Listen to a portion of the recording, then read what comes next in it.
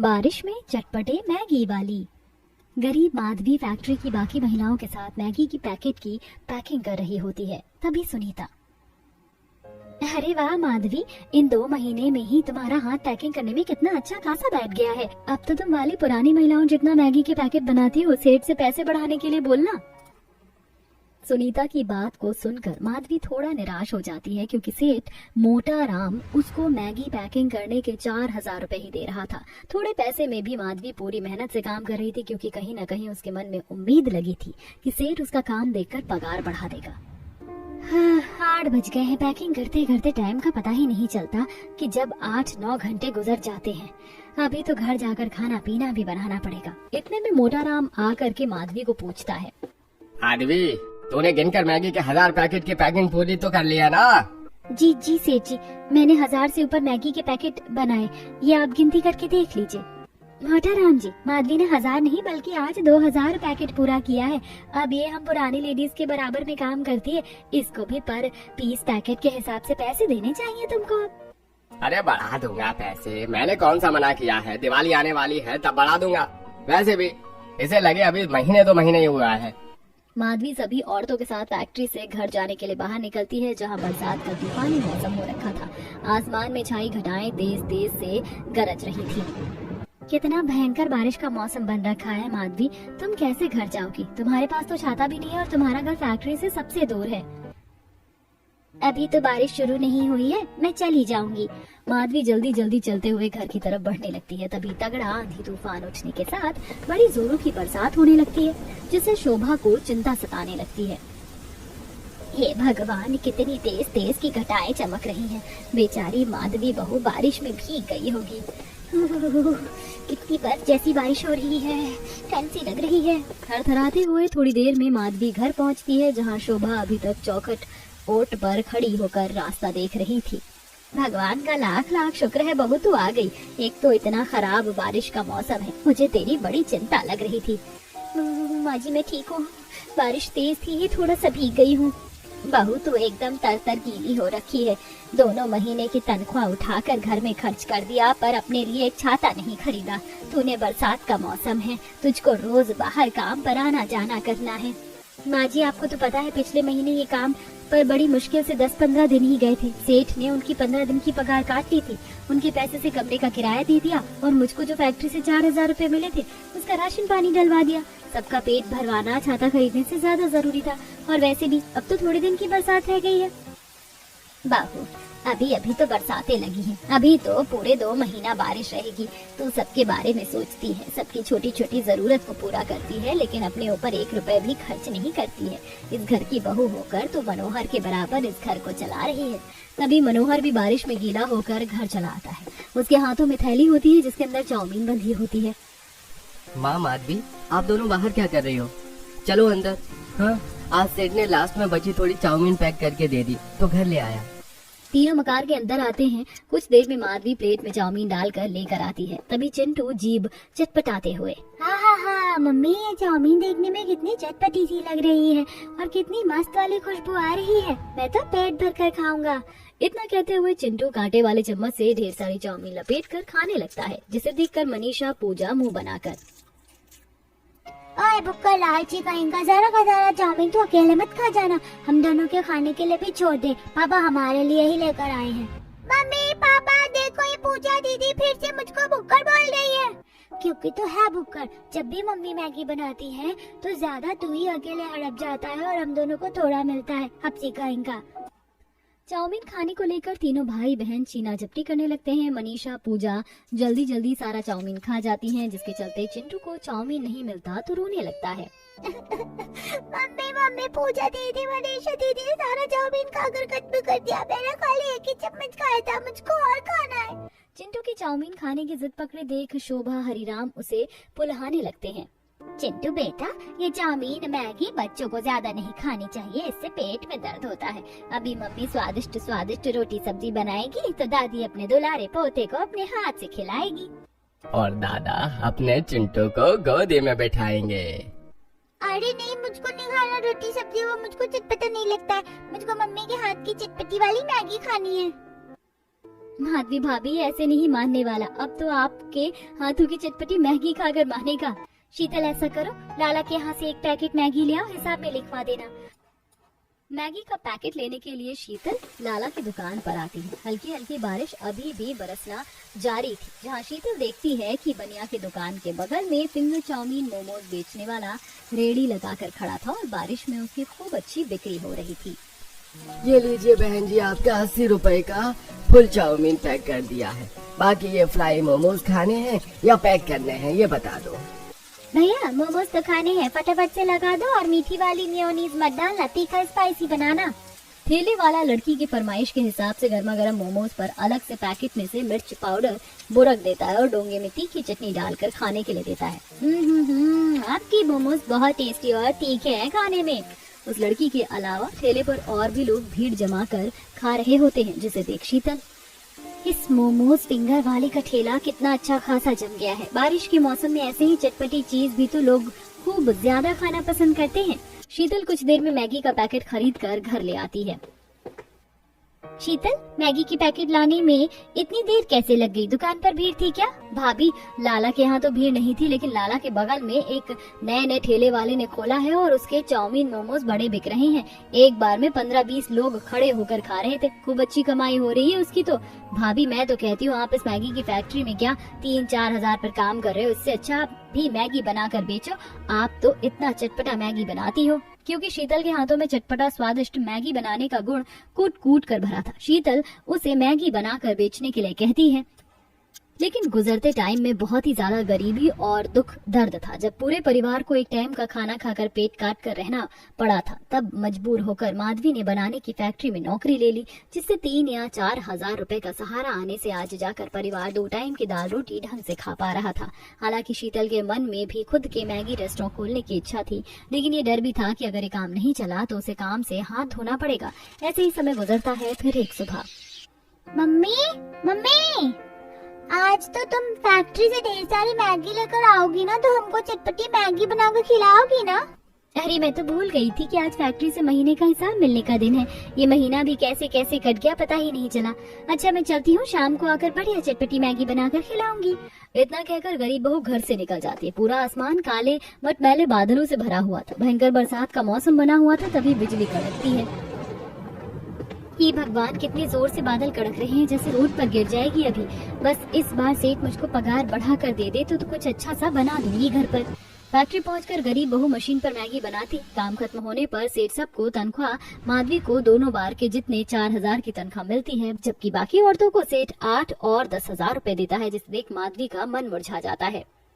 सेठ जी, मुझे ये काम करते 2 महीने से ज्यादा हो गए हैं। आपने कहा था कि जब मैं बाकी सबके बराबर जितना काम देने लग जाऊंगी तो आप मेरी पगार बढ़ा देंगे, लेकिन ये 4 हजार रुपए इतने थोड़े में आज के टाइम में गुजारा नहीं चलता। आप कम से कम मेरी तनख्वाह 7-8 हजार तो दीजिए।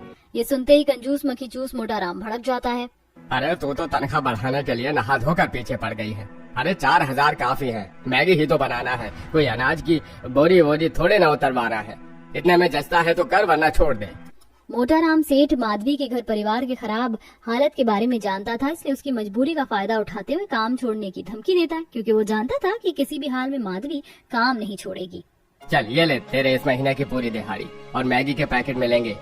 पूरे महीने कमर तोड़ मेहनत के बावजूद भी मोटाराम 4 हजार रुपए तनख्वाह थमाकर माधवी से पल्ला झाड़ लेता है, लेकिन अपनी थोड़ी पगार में भी बेचारी गरीब बहू सबर कर जाती है। आज घर जाकर सबके लिए चटपटी सी मैगी बना दूंगी। रोज रोज सादा रोटी सब्जी खाकर माँ जी बाबूजी का भी मन भर गया है।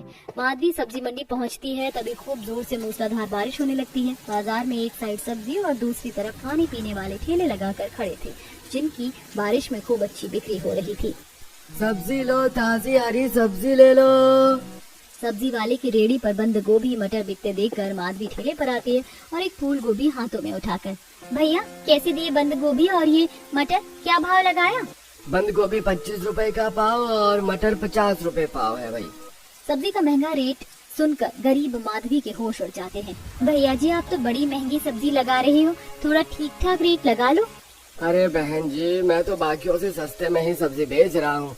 बाकी रेडी वालों के पास जाकर एक बार रेट पता कर लो, सोने के भाव बेच रहे हैं सब्जियाँ। बारिश के चलते सभी सब्जियाँ महंगी हो गई हैं। भैया देख लो, थोड़ा सस्ता लग जाए तो। फूल गोभी और थोड़ी सी मटर चाहिए थी। बहन जी रेट तो कम नहीं होगा, वरना मुझे घंटा खाना पड़ेगा।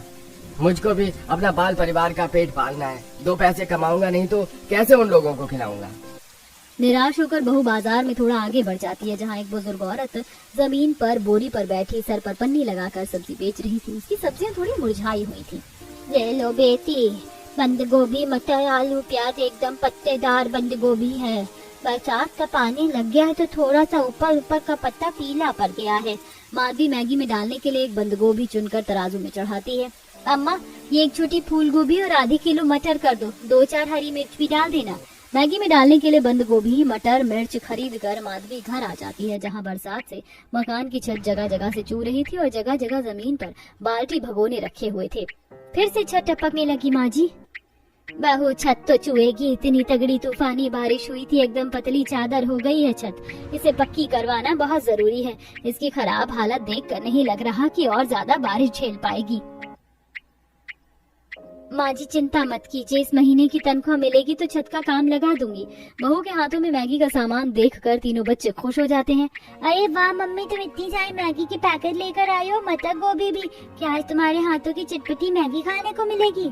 हाँ, आज मैं सबके लिए चटपटी सी गर्मा गर्म मैगी बनाऊंगी और सब साथ मिलकर खाएंगे।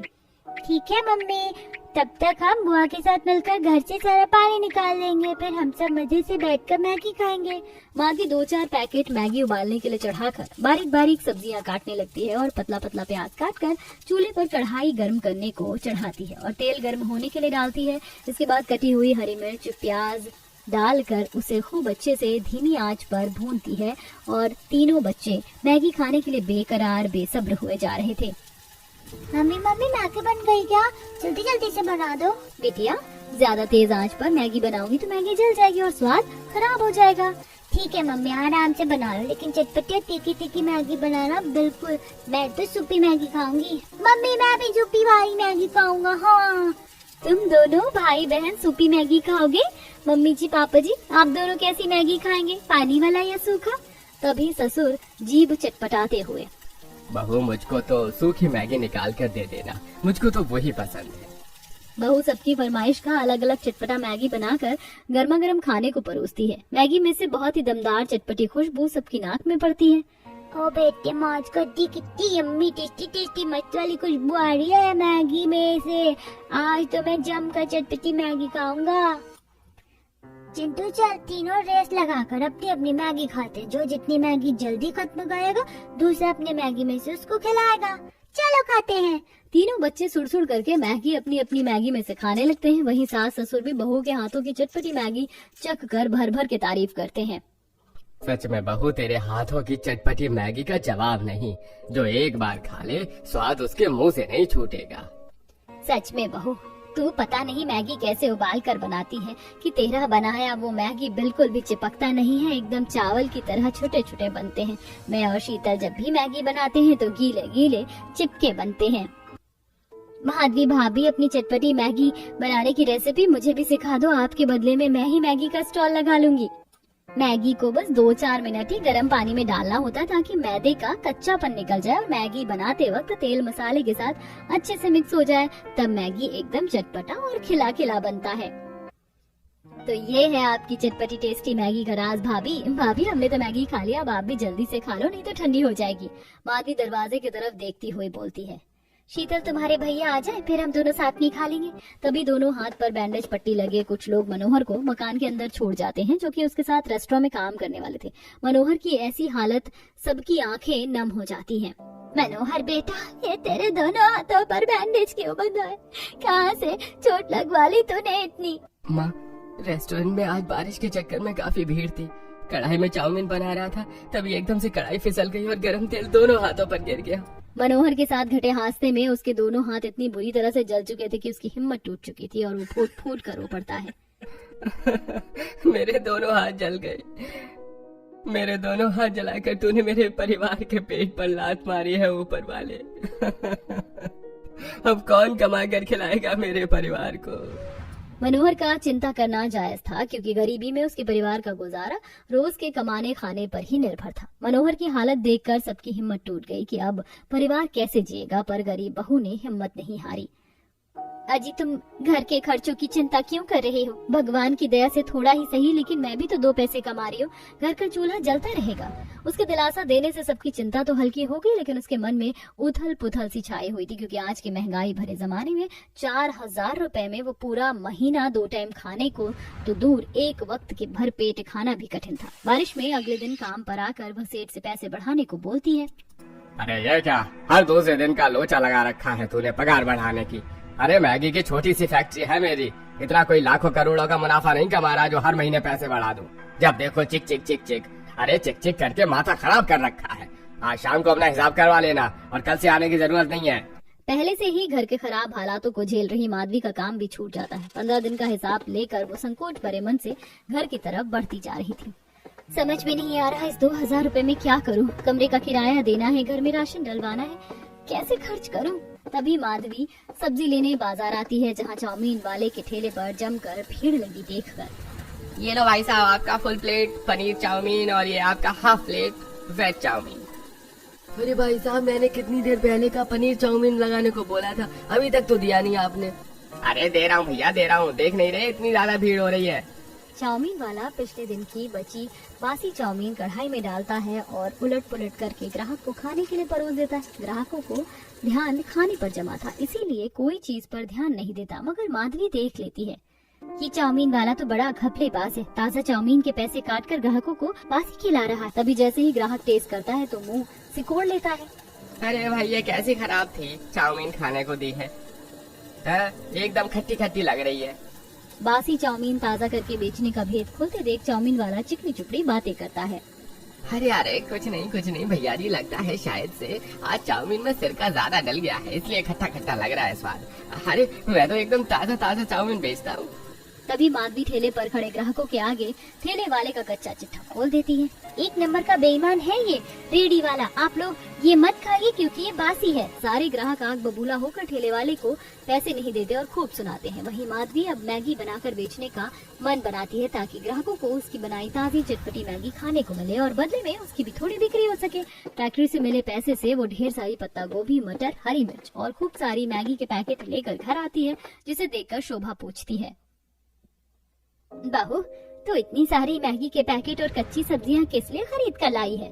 माधवी शोभा को काम छूट जाने से लेकर बाजार में घटी बात बताती है। सभी को उसका मैगी बनाकर बेचने का विचार खूब पसंद आता है। बहू तू देखना, 2 दिन नहीं लगेगा तेरे मैगी के ठेले को चल पड़ने में। जब लोग तेरी बनाई हुई चटपटी मैगी का स्वाद चखेंगे तो बार बार खाने के लिए आएंगे। शोभा की प्रशंसा करने पर माधवी को प्रेरणा मिलती है और अगले दिन से वह बाजार में खाली जगह देखकर अपनी चटपटी मैगी की रेडी लगा लेती है। सुहानी बरसात के मौसम के चलते बाजार में खूब चहल पहल छाई थी। आइए आइए चटपटी देखिए, गर्मा गर्म मैगी खाइए, 20 रुपए में हाफ प्लेट, 40 रुपए में फुल प्लेट। तभी बगल के ठेले पर गोलगप्पे खा रहे पति पत्नी के नाक में मैगी की खुशबू पड़ती है। हाँ कार्तिक, कितनी मस्त वाली मैगी की खुशबू आ रही है, मेरे मुँह में तो पानी आ रहा, चलो खाते हैं। वाकई खुशबू तो दमदार आ रही है, बाकी खाकर देखते हैं। दोनों गर्मा गर्म मैगी की खुशबू से खींचे चले आते हैं जहां गरीब बहू बरसात में आशा लगाकर खड़ी थी।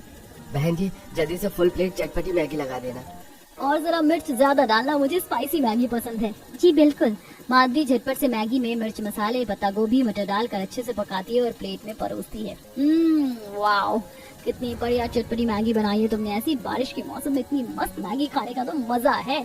तभी झमाझम बारिश शुरू हो जाती है, जिससे गरीब मैगी वाले की दमदार मैगी की खुशबू बाजार में घुल जाती है और देखते देखते बड़ी भीड़ खाने के लिए आ जाती है। तभी एक औरत छाता लेके अपनी बेटी के साथ बाजार से जा रही होती है। मम्मा देखो, मुझको चटपटी मैगी खिला दो ना प्लीज। बेटा, ये ठेले वाले की कच्चे मैदी की मैगी बनाते हैं, इससे पेट दर्द हो जाएगा। घर चलकर मैं बना दूंगी अच्छे से। नहीं, मुझको मैगी वाली आंटी की मैगी खानी है। अच्छा चलो ठीक है, ठेले पर आते हैं। सुनो मैगी वाली, जरा एक हाफ प्लेट मैगी बनाना। माधवी प्लेट में हाफ प्लेट मैगी डालकर दे देती है, जिसमें पत्ता गोभी, मटर, हरी मिर्च डली हुई थी। ये लीजिए हाफ प्लेट मैगी। अरे वाह, तुमने तो बहुत बढ़िया अच्छे तरीके से सब्जी डालकर स्वादिष्ट मैगी बनाई है। 1 चम्मच और लगा कर देना, मेरा भी चखने का दिल कर रहा है। माधवी मुस्कुराते हुए प्लेट में एक और चम्मच लगा कर देती। दोनों जैसे चटपटी मैगी चखते हैं तो भर भर के तारीफ करते हैं। आंटी, आपने तो टेस्टी टेस्टी बेस्ट मैगी बनाई है। ऐसी मैगी तो मेरी मम्मी भी नहीं बना पाती। शुक्रिया बेटा। लगभग 7-8 बजे तक माधवी बारिश में खड़े होकर सारी मैगी बेचकर घर आती है और उसे 1500 रुपए का मुनाफा होता है। धीरे धीरे उसका चटपटी मैगी खाने वाले ग्राहकों की जुबान पर इस कदर छा जाता है कि खाने वाले के मुंह से नहीं छूटता और बारिश में भी दिन भर भीड़ लगी रहती है, जिसे देखकर चाउमीन वाला दांत पीस लेता है। इस 2 कौड़ी के मैगी वाली ने मेरा चाउमीन का चलता फिरता ठेला बंद करवा दिया। इसके मैगी खाने के लिए कितनी दबा कर भीड़ लगी है और मेरी रेडी पर मक्खी भिनभिना रही है। इसने मेरा धंधा चौपट कर दिया। मैंने भी इसका ग्राहक खराब नहीं किया तो मेरा नाम भी पप्पू नहीं। जलन में आकर चाउमीन वाला माधवी के यहाँ लगे मैगी खाने वाले ग्राहकों को भड़काना चालू कर देता है। अरे ओ भैया जी, क्या उस मैगी वाली की मैगी खाने जा रहे हो? एक बार मेरी चटपटी अंडा चाउमीन खाकर देखो, 20 रुपए प्लेट में खिला रहा हूँ।